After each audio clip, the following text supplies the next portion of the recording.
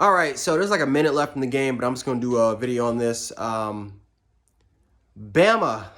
wins against Mercer. Again, the score could, Bama could score a touchdown in the last minute. Not too sure, but right now it was like, I'm stopping it. It was like 48-14. Bama looked sloppy in this one, guys. They look very sloppy in this win. For the most part, we looked a little sloppy, really coming off the gate. We had a lot of drop catches. Offensive line, I feel like, did not play their best today. We had some failed protection in the beginning. I felt like Bryce Young, I felt like he forced some throws for the most part.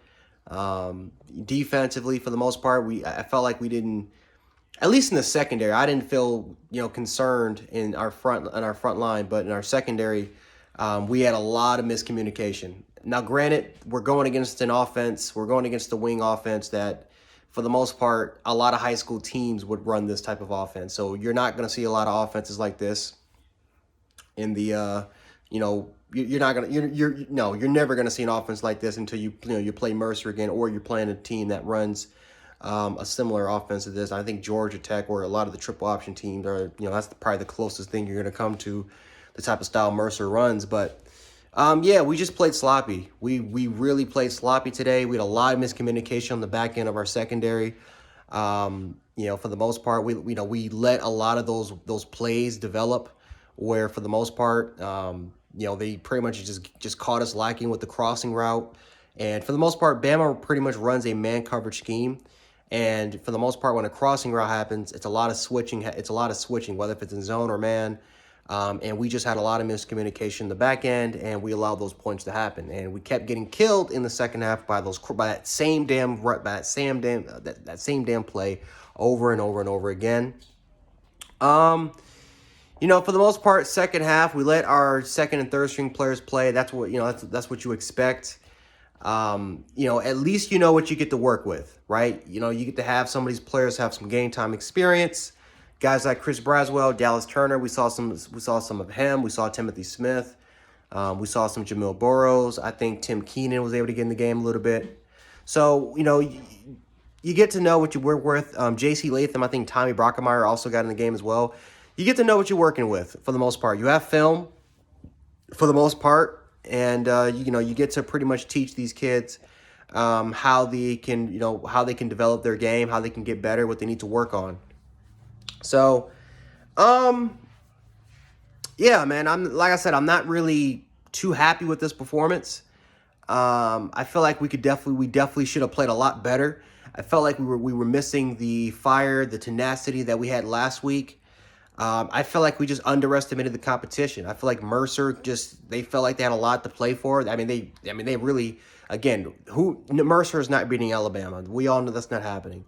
But Mercer came out, they played hard. They played very, very hard. And these teams like Mercer, right, Citadel, remember that Citadel put up 31 points against Bama in 2018. These type of teams, man, listen, they're not going to go out and just expect to get their ass kicked. They're going to go out and they're going to compete. And they definitely gave us a lot to work on. I definitely say that. We got a lot of work to do. We need a lot of help in the secondary, some communication. The one thing, and I'm just going to say this right here, guys, and I definitely feel like this is going to be a huge concern for us moving forward. Our safeties never turn around for the damn ball in man coverage.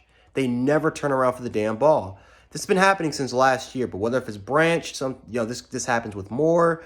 This can happen with Helms, right? Definitely fucking Daniel Wright and Jordan Battle. They never turn around for the football when we're in man coverage. Our outside corners, we don't really have that much of a problem with it.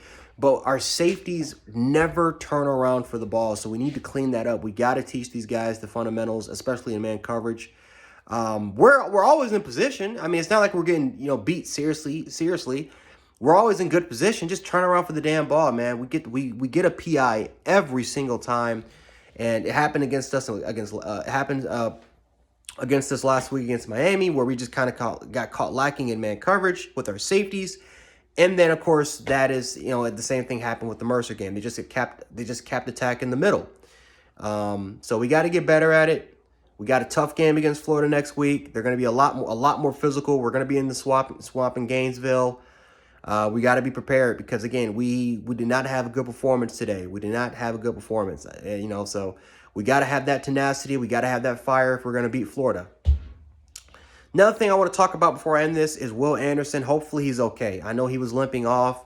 It was a little chop block that he got caught right on his, I think, right on his knee. So hopefully he's okay. Missing Will Anderson, that's going to be huge, man, because for the most part, we're going to have redshirt freshman Chris Braswell, and we're going to have a sophomore in Drew Sanders. And again, these guys don't have a lot of pass rushing experience. They're promising players, and I feel like they can be the future of our program, but they're not good pass rushers, not yet. And Will Anderson is by far our best pass rusher. So if he's gone against Florida next week, Dan Mullen's going to draw some things up. Dan Mullen's going to draw some things up for Anthony Richardson or Emory Jones, whoever's going to be the starting quarterback. So, yeah, let me know how you guys feel about this game in the comment section for those who watched it. And we can definitely talk about it down below. So anyway, guys, Jan Sports, I'll catch you guys in a little bit. Peace.